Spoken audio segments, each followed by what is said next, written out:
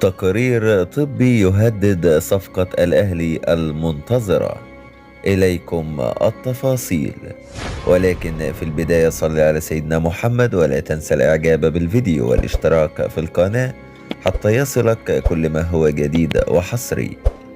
جمد مسؤولو النادي الأهلي ملف التعاقد مع أسامة جلال قلب دفاع الفريق الأول لكرة القدم بنادي بيراميدز بعد إصابة اللاعب بقطع في العضلة الضامة خلال مباراة نهائي كأس مصر التي فاز بها الأهلي بنتيجة 2-1.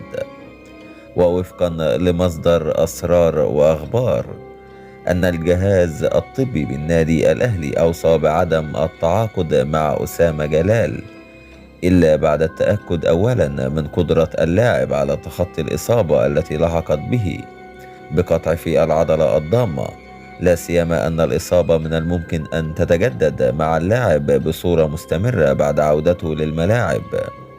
وطالب الجهاز الطبي بالنادي الأهلي في حالة وجود رغبة في التعاقد مع أسامة جلال انتظار عودة اللاعب من الإصابة ومشاركته في أكثر من مباراة مع الفريق، والتأكد من عدم عودة إصابة القطع في العضلة الضامة. وكان النادي الأهلي يضع أسامة جلال ضمن حساباته الفنية تمهيدا للتعاقد معه خلال فترة الانتقالات الصيفية المقبلة.